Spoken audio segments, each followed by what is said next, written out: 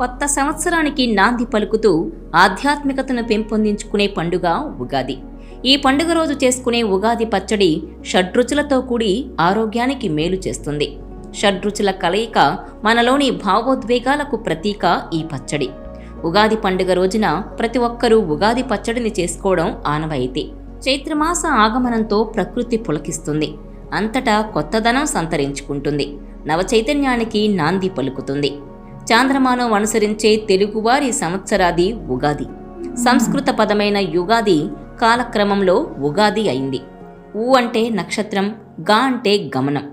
తెలుగు, కన్నడ ప్రజలు ఈ ఉగాదిని ఘనంగా జరుపుకుంటారు. అయితే ఈ ఉగాది పండుగలో తినే ఆహారాలు కేవలం రుచి కోసం కాదు, వాటి వెనుక లోతైన సాంస్కృతిక, ఆరోగ్య ప్రాముఖ్యత దాగి ఉంది. ఉగాది నాడు 6 రుచులు కలగలిపిన ఉగాది పచ్చడితో పాటు బొబ్బట్లు, మామిడికాయ పులిహోర, పాయసం ఇలా రకరకాల వంటలు చేసుకుంటారు.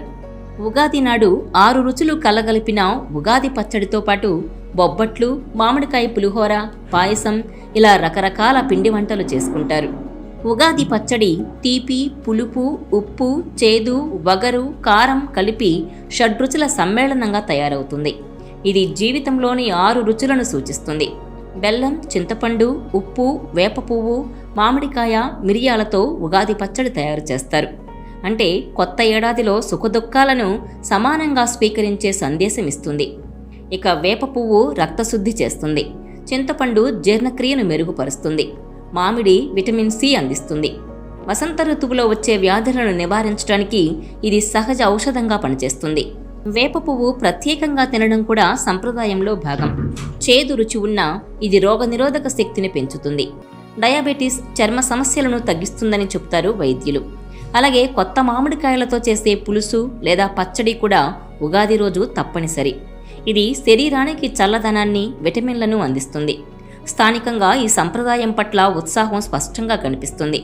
నేటి యువత కూడా ఈ షడ్రుచుల వెనుక ఉన్న శాస్త్రీయతను గుర్తిస్తోంది. ఈ ఉగాది నాడు కేవలం ఆచారాల కోసం కాకుండా ఆరోగ్యం కోసం కూడా ఈ రుచులను ఆస్వాదించండి. సంప్రదాయం, ఆధునికతను కలుసుకునే ఈ క్షణం కొత్త ఏడాదిని సమతుల్యంగా ప్రారంభించే సందేశాన్ని అందిస్తుంది.